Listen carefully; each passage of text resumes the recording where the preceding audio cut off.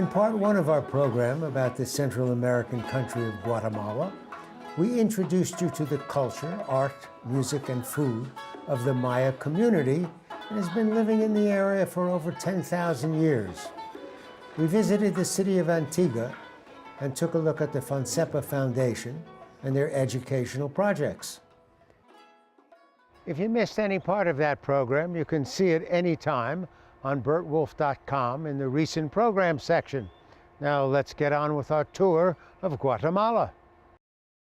Our first stop is Lake Atitlan in the Sierra Madre Mountains. Did someone say Sierra Madre? Up into the forbidding majesty of the great Madre Range go men, men with greed in their hearts. We are federales, you know, the mountain police. If you're the police, where are your badges? Badges? We ain't got no badges. We don't need no badges. I don't have to show you any stinking badges. As I was saying, the lake is in the Guatemala highlands. About 85,000 years ago, there was an enormous volcanic eruption. The hot magma under the volcano flew out, creating an empty chamber. The mountain above the chamber collapsed into the hole. The cauldron-like depression is called a caldera, which means cooking pot. When water filled the pot, we ended up with a lake, which became Guatemala's most visited tourist attraction. On the eastern shore of the lake is a small bay considered to be one of the most beautiful parts of Guatemala.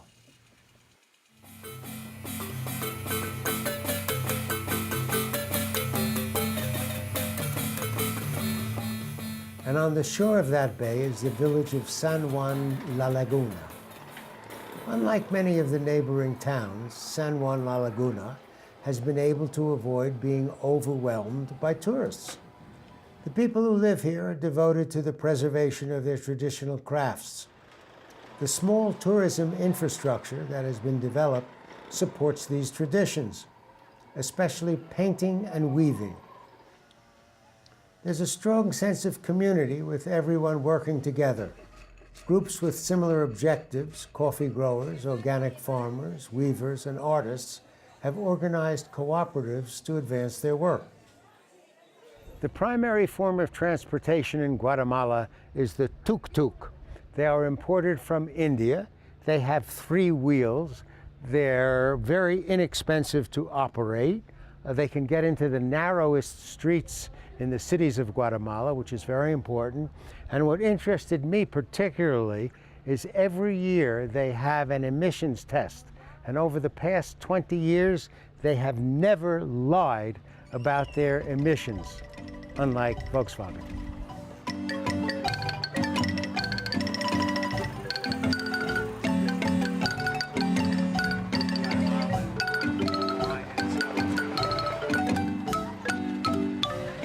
One of the first things you notice as you ride around the village are the murals that present various aspects of the life and history of San Juan. San Juan La Laguna is particularly famous for its weavers. When we harvest the cotton, we pick it and we got it like this. So if you want, you can feel. Little seeds you can feel inside. The Maya weavers of this cooperative have been separating the seeds, beating the cotton, and pulling the thread the same way for centuries. Wow. Like this. The thread just keeps coming out of the cotton that you beat together. Yes. To make a cotton ball takes about 15 hours. So here is the dyeing process. We use the different plants to make all the different colors, and we use the charcoal to make the black. We take the charcoal and we turn it into the powder, like this. You can see, here is the powder. And we soak it for 12 hours in cold water. Cold water. And now you will see the magic.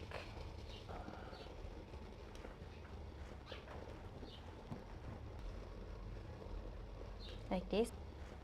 And you grind different things for different colors. Yes. So, For example, here you can see this is rue.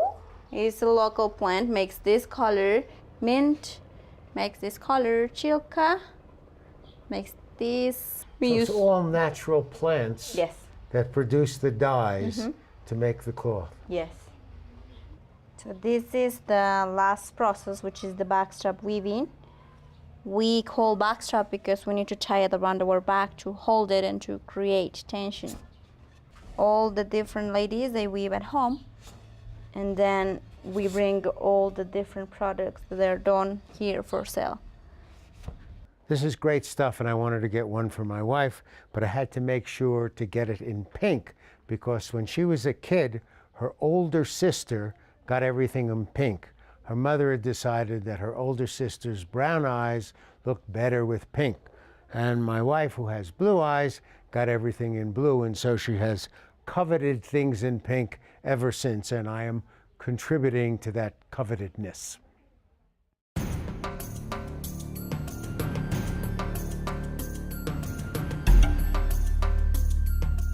The surface of our planet is made up of 17 major tectonic plates that float on a hot, soft layer of magma. From time to time, one plate bangs up against another plate and the Earth's crust is broken. A volcano is formed and hot lava, ashes, and gas escapes to the surface. Guatemala has 33 volcanoes. They run along the west coast, forming a hook at the base and turning into the center of the country. That's Yaxha, one of the youngest, most active, and unpredictable volcanoes. Basically, it has a teenager's mentality. A while back, it had a temper tantrum and flipped its lid. A popular way of classifying the activity of a volcano is tracking how often it erupts. If it erupted in historical times but seems to be quiet now, it's called inactive. And if it hasn't been heard from for hundreds of centuries, it's called dormant. Quite frankly, those designations are almost meaningless. They use the word dormant to describe a volcano that's sleeping. Well, it may be a volcano that just likes to sleep late, and it will wake up and cause havoc, like a teenager. Guatemala has 3 additional volcanoes of extraordinary beauty, and all 3 of them rise out of the emerald surface of Lake Atitlan.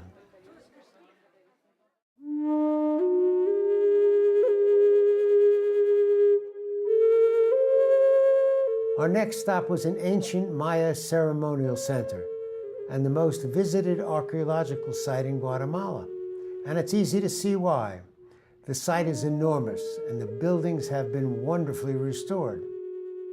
The Maya have been here since 600 BC, but the high point of their activity took place in the 1700s AD. Over 20,000 people lived here in over 500 buildings. Burt, we're coming in one of the great areas of Yaxha, one of the most sacred precincts of Yaxha. Richard Hanson is a prominent American archaeologist and a specialist in ancient Maya history. These days, he's directing the Mirador Basin Project, which is investigating the unexplored territory in northern Guatemala. He was kind enough to take a chopper in and talk to us. The Maya are one of the 5 founding civilizations of the world. A founding civilization is a society that develops its own script. It has writing, and it has all the processes that lead to that complexity. We have the Chinese, you have the Indus Valley societies of India, the Harappans, you have the Mesopotamians, the Egyptians, and Mesoamerica, principally the Maya. What the Maya figured out very early in their history were a system of what we call civales. They're a grassland marsh. The swamps of the northern Petén now, and there's some just farther north from here, are covered with trees today. But anciently, they were wetland marshes. And those marshes had a rich organic mud. And the Maya were harvesting that mud by the thousands of tons and bringing that into their cities and building complex and elaborate terrace systems, which let them produce the agricultural wealth they needed to do this stuff. They had corn, beans, squash, cotton, and cacao. The Maya had an acute awareness of the fact that the earth goes around the sun, and particularly aware of all the planets that you can see with the naked eye.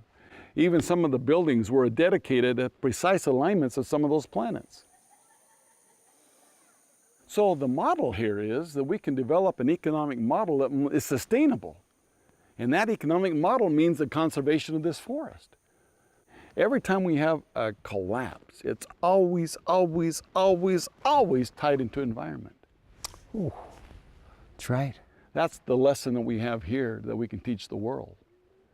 We're going to repeat the errors of the past if we don't stop the deforestation and do it on a sound, common sense economic model.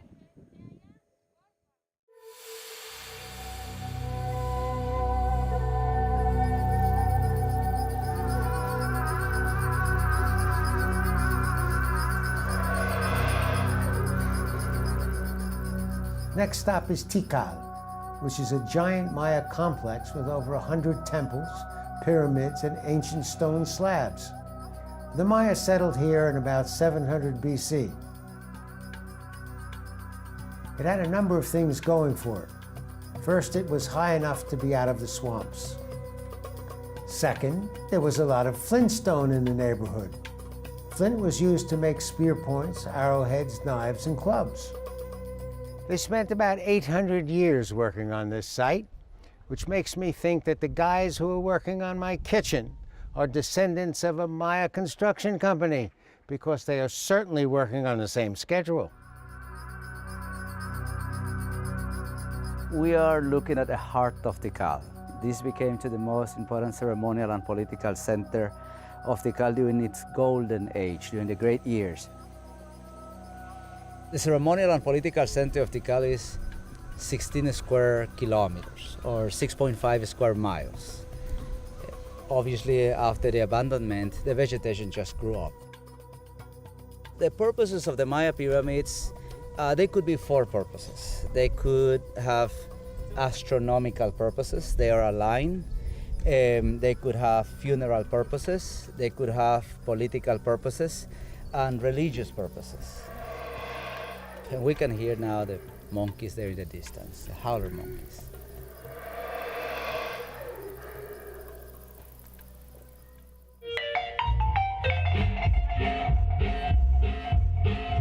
I always find it interesting to see how different cultures adapt aspects of our American society to their own traditions, particularly in the area of eating and drinking.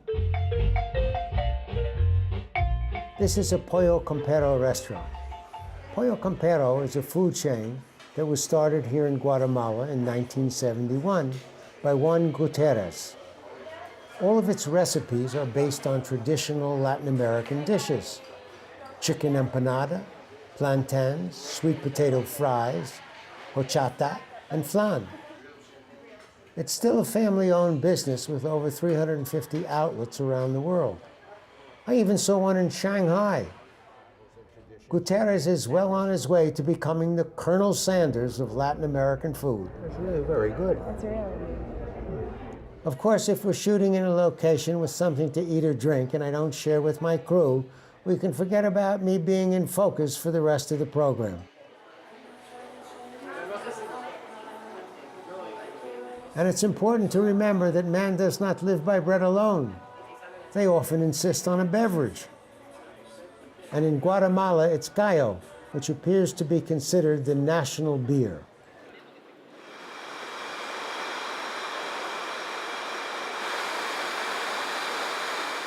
The brewery was founded in 1896 by Mariano Cordova and his brother Rafael.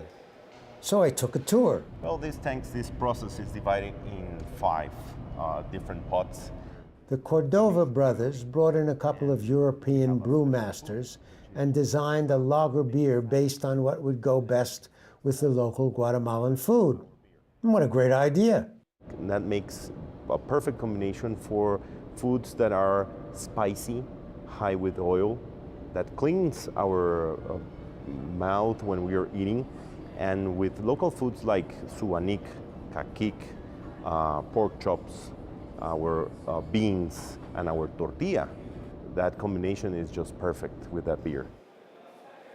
It would be logical for the European brewmasters that came from Germany and Austria to Guatemala to make a lager. Lager is the German word for storeroom or warehouse, and the reason that it was used to describe a beer is because the beer is stored in a low-temperature warehouse in the brewery before it's sold. The term lager is also used to describe beers where the yeast ferments on the top of the liquid as opposed to fermenting at the bottom, which is the case with ales. What was the rooster? Actually, in 1896, the brand was lager beer, but the bottle had a rooster in a graffiti type of style printed on the bottle. So people started out, instead of calling, give me a lager beer, give me a rooster beer. And that's when, a couple of years after, it came the brand, and we named our brand Gallo, which is rooster in English. As I watched the beer moving along the automated bottle line, I was reminded of my days in the United States Army. Hut, whoop, hip, whoop, the heads are up, the chests are out, the horns are swinging and canes count. Sound off. 1, 2. Sound off. 3, 4. Here's count. As you might expect, the tour ends in the tasting room. And since they make 24 different brands, I'm going to be here for a while.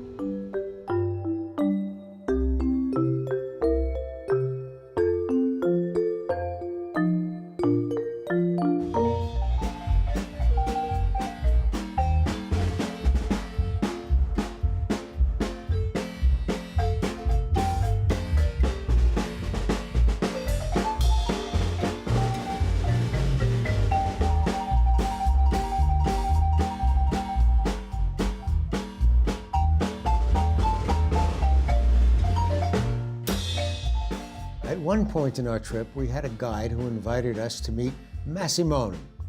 Massimone is the god of drinking and smoking, and to be admitted to his secret hiding place, they had to bring a good cigar and a bottle of rum. He used to manifest into human form, and he liked to smoke cigars, and there was always a trail of smoke wherever he went. Beyond that, now, all the time, all day long, shamans come here and do ceremony for their clients. But as an offering, the shaman will then give alcohol and cigarettes to Massimone, and he will consume them. And then in turn, he gives the blessing. When the Spanish arrived in Guatemala, they tried to suppress all of the gods of the Maya. But the Maya were pretty cool. They picked out one god, made him into a saint, hid him in a house, and every year they move him from house to house. And no one knows where he is unless you've got a friend who will tell you. And today is his birthday. And today we will have marimba music playing all day long until about 1 in the morning. A lot of people will come by and give offerings. Even today, the image of Massimone is hidden and protected by a family for 12 months. And each year, a new family is given the honor. I understand he has been nominated as the patron saint of the U.S. Bureau of Alcohol and Tobacco. Was that a lucky strike or a camel?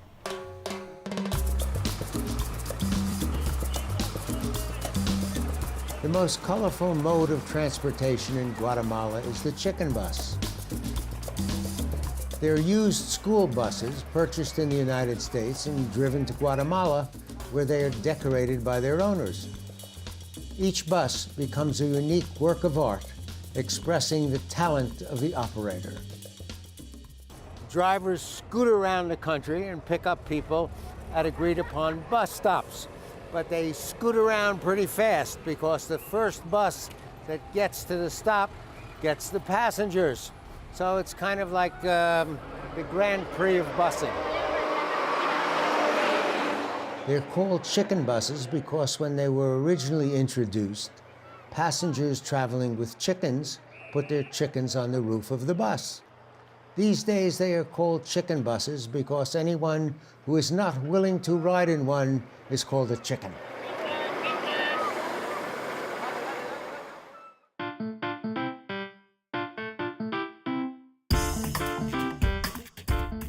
Next up was Guatemala City, the capital of Guatemala. Guatemala City was founded in 1776, the same year that the United States was founded.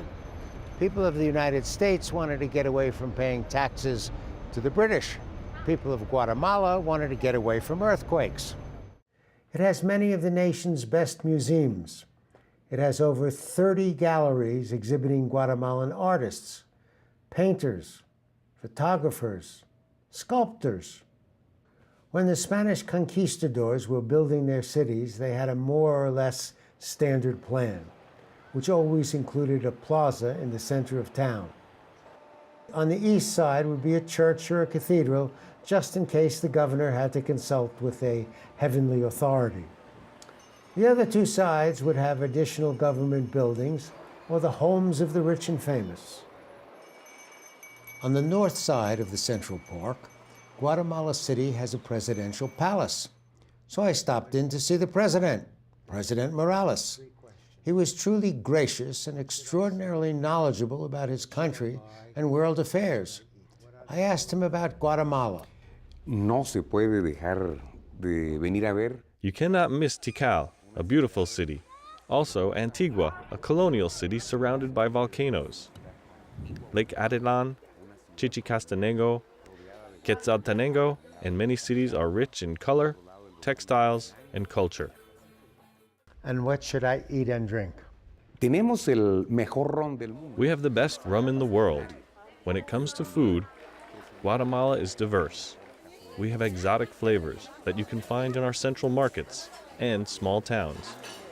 It's a phenomenal experience. What would you like the world to know about Guatemala so they come here? Me gustaría que todo el mundo supiera que Guatemala. I would like the world to know that Guatemala has the friendliest population, a population that lives in very beautiful and varied territory. I think the people and the country of Guatemala, with all its riches, is the most beautiful experience that a tourist would have. Before he became president, he was a star in a local sitcom, and before that, a famous comedian. When I asked one of his staff what was the biggest difference between his being a comedian and a president, she said when he was a comedian, he probably had a bigger audience. My favorite room in the palace is the banquet hall. It has stained glass windows illustrating the virtues of good government. I'm planning on taking a photograph of each and sending it to Congress. Just a suggestion. Now this is really cool. There's a monument in the courtyard at the spot where, after 35 years of civil war, a peace accord was signed in 1996. There are two hands holding a rose. Once a month, a military guard arrives, puts in a fresh rose, and tosses last month's rose to one of the ladies in the audience. That's Travels and Traditions in the Mountains of Guatemala. Hope you enjoyed it, and I hope you'll join us next time. I'm Burt Wolf. But wait, there's more. Whenever we edit one of our programs, we always end up with more good material than we can fit in. Interviews, stories, recipes. So we decided to put them on our website, burtwolf.com.